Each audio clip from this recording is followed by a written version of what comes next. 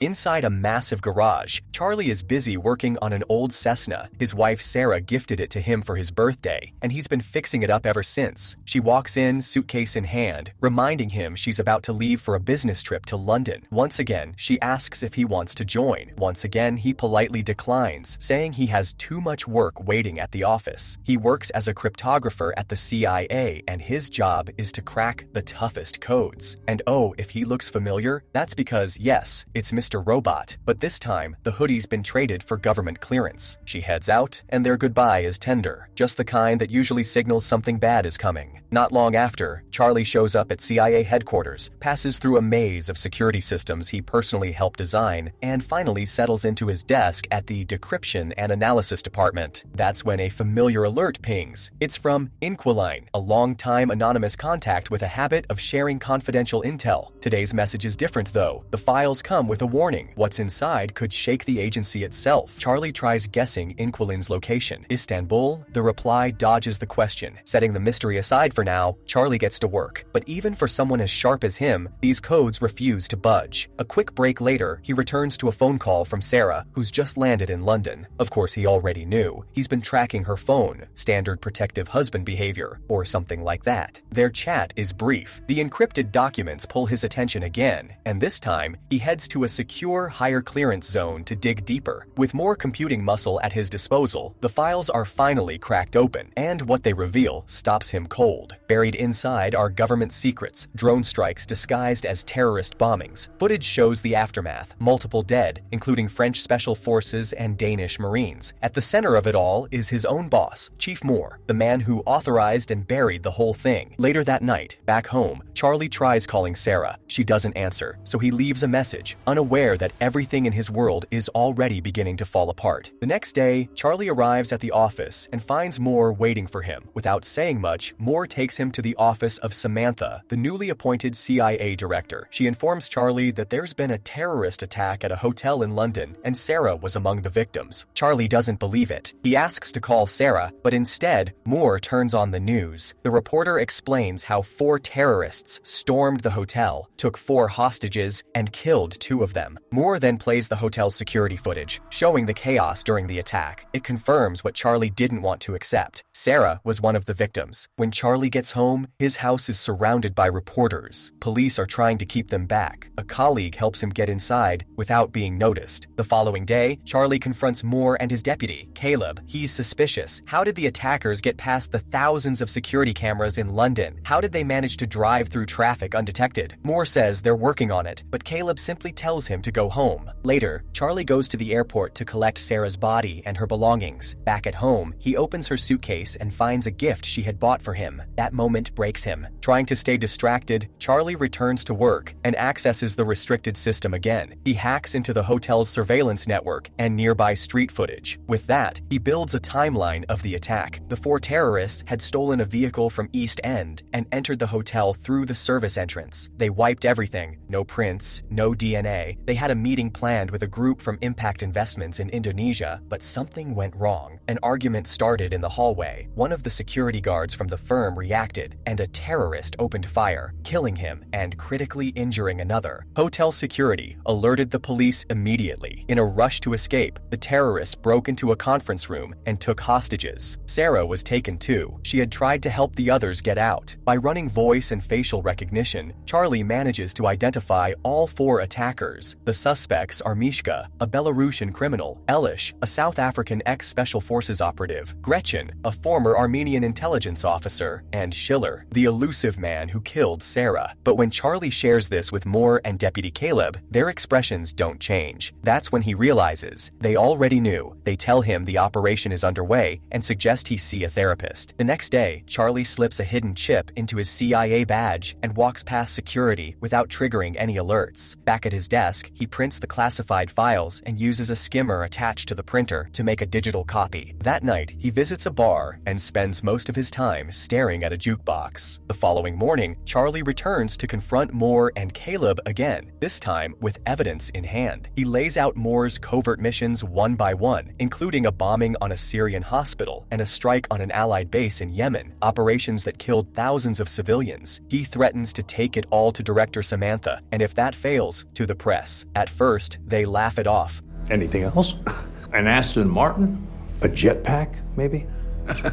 But Charlie reveals that he's activated a dead man switch. Unless he enters a code every 5 hours, all the documents will be sent to major news outlets. In return for staying quiet, he demands full CIA resources and mission-specific training. He wants to hunt down the people who killed Sarah. After the meeting, Charlie makes it back to his car and throws up from the stress. Later in the office, Moore brushes off the threat as a bluff, but Caleb warns him they can't take that chance. If it turns out to be fake, they'll find the trigger, and then a fatal training accident can be arranged. Later, Caleb and his team start digging into how Charlie managed to copy the classified files. The idea of a skimmer comes up, something that wouldn't work on their secure systems, but could have worked on a printer. They figure Charlie probably routed the files to a printer and used a magnetic strip to clone the data. Security footage confirms it. Charlie had bought a magnetic strip from a local store, but they still can't figure out how he smuggled it in and out of the building. While searching Charlie's house, they find out he visited a certain bar twice. They go there to check, and under the jukebox, they discover an ABBA CD. Caleb selects that CD from the jukebox catalog, but all that plays is static. That's enough. They pull the disc. Charlie had left it behind. Meanwhile, Charlie arrives at a CIA training facility where he's greeted by Colonel Henderson. They begin at the shooting range. Charlie isn't much of a shooter. He needs to be close just to hit center. But when it comes to assembling IEDs, he's fast, focused, and precise. Henderson is impressed. Next, Charlie is drilled on his new identity. Henderson throws him around, presses him hard, all to make sure he can recite his cover under stress. After that, a batch of new passports is prepared. That night, Henderson pays Charlie a visit. He tells him point blank he's not a killer, but Charlie says he's only after justice. Henderson pulls out a pistol and hands it over, asking him to aim it at his chest. Charlie tries, but his hands won't stop shaking. Eventually, he lowers the gun. Back at the office, an agent spends hours decrypting the data from the jukebox CD. The result? Charlie was bluffing. There is no dead man's switch. They rush to inform their superiors, unaware that Charlie is still a step ahead. The chip he hid in his badge wasn't just a smuggling tool. It was a bug planted inside the files he gave Moore and Caleb. Moore realizes it too late. He quickly calls Henderson and orders him to eliminate Charlie. But by then, Charlie's already gone. He's hacked into the training facility, used a janitor's ID to log out, and disappeared. Right after the call, Moore finally spots the bug planted in the file. He speaks into it, calling Charlie's actions treason. But Charlie's already on his way out, removing his earpiece just before boarding a plane. After arriving in London, Charlie clears customs using his fake passport and heads toward Paris. But the passport triggers a CIA alert, and Moore immediately dispatches Henderson to track him down. In Paris, Charlie rents a hotel room near a restaurant where Gretchen is known to appear. Eventually, she shows up, and once she's close enough, Charlie begins tracking her phone. He spends the day outside her apartment building, waiting for the right moment. When a tenant exits, Charlie slips inside. Using a YouTube tutorial, he picks the lock on Gretchen's door and quietly enters. Inside, he snaps photos of her schedule and finds a gun in a drawer. He hesitates, but eventually takes it with him. Suddenly, his tracker warns him Gretchen is on her way back. He rushes to the stairwell and waits, but when she finally arrives, Charlie can't bring himself to shoot. Disappointed, he heads back to the hotel. Later, he reviews the photos and notices she's been visiting an allergy clinic frequently. A quick hack into her health records reveals a severe pollen allergy. The next morning, Charlie buys a large number of flowers and waits at a nearby cafe. When he sees Gretchen heading to the clinic, he follows her inside. While she's undergoing tests, the doctor steps out to fix a computer issue. Charlie, now disguised as a doctor, enters the room and locks her inside the hypobaric chamber. As the chamber begins filling with pollen, Gretchen starts to panic. The doctor and a nurse hear the noise but can't get in. The door is locked. Charlie calmly asks her to reveal Schiller's location, the man who killed Sarah. But she's too overwhelmed by the allergic reaction to respond. He opens the chamber door, and Gretchen immediately lunges at him, knocking him back. They fight across the room, slamming into furniture and trading blows. Charlie manages to draw his gun, but she tackles him,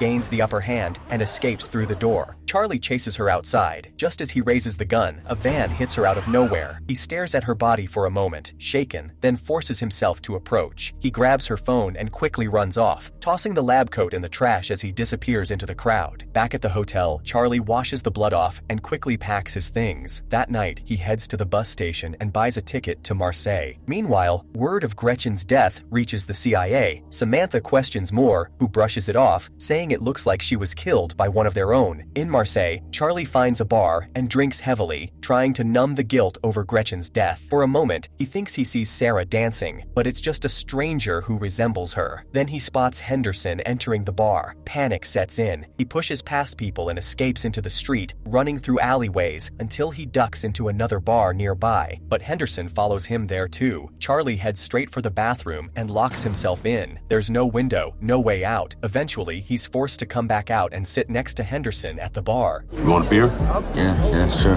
Henderson explains that he tracked him using Gretchen's phone. After a short exchange, Charlie shows him a countdown timer on his phone, then takes off running. A bomb goes off in the bathroom, throwing the entire bar into chaos. Henderson loses him in the confusion, and the tracker signal cuts out. The next morning, Charlie contacts Inquilin for help. He's smuggled into Turkey and arrives in Istanbul. At the meeting spot, he sends a message. As he watches for a response, he notices a man's phone ringing nearby and starts walking toward him, but a woman in a burqa steps in and tells him to check his phone. Wait, he is not who you're looking for.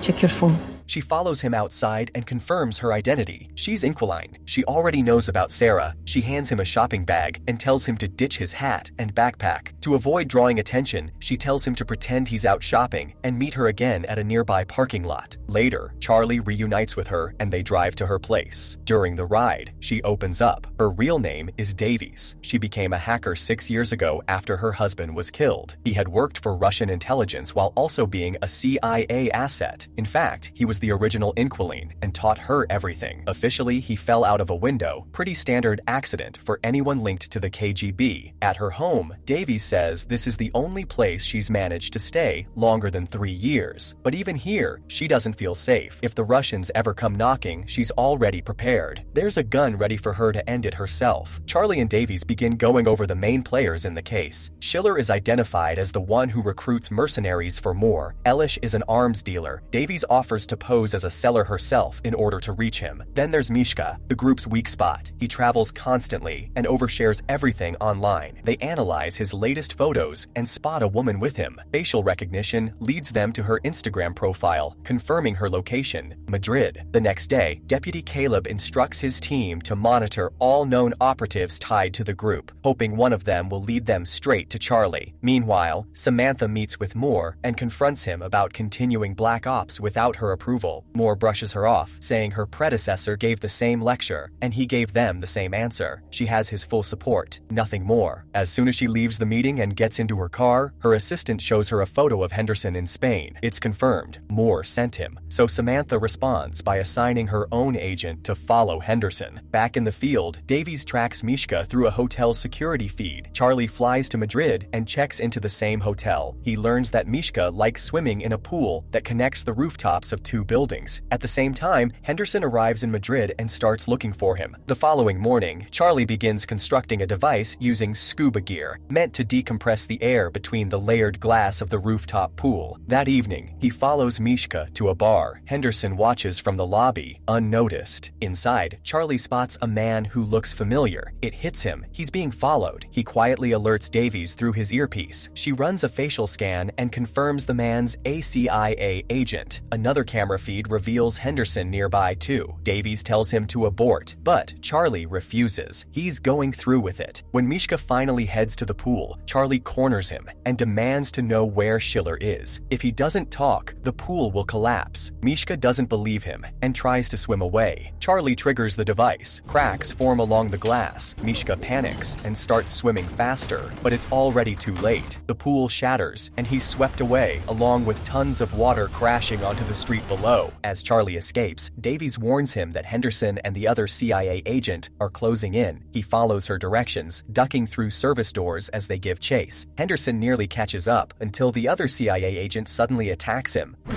Go left. Where is he? The other one. I don't know, I'm looking right now. Charlie watches as Henderson shoves the agent's head into a washing machine. The agent manages to fire a shot, but Henderson grabs the weapon and shoots him in return. Charlie hesitates, unsure if he should step in. Davies reminds him, keep moving. The next day, Samantha brings Moore into her office and casually asks about Charlie. Moore claims he's still on bereavement leave. She doesn't press it further, but as soon as he leaves, she loads up surveillance footage from the Madrid hotel. Meanwhile, Caleb and his team are watching the same footage. It doesn't take long for them to notice Charlie had been speaking with someone the entire time. He hadn't been alone. They dig into his encrypted messages and finally uncover chats from someone going by the codename Inquiline. After some digging, they discover that Inquiline was a former agent who died years ago. The assumption? His widow picked up where he left off. That night, Davies climbs into Charlie's bed. She admits she hasn't been able to sleep beside anyone for years, and tonight, she just needs to feel human again. Or maybe she's just horny as hell. Either way, Charlie doesn't protest. But damn, the mood is cut short by a screech. Davies' pet bird sounds the alarm. A quick check of the cameras shows agents closing in on the house. They grab what they can and vanish through a hidden tunnel behind the wall. Outside, Charlie spots a drone circling the sky. They weave through neighboring buildings, barely staying ahead. By the time the agents breach the safe house, the place is already purging its data. Nothing left to find. After sprinting down the beach, they reach Davies' parked car, but the drone's already on them.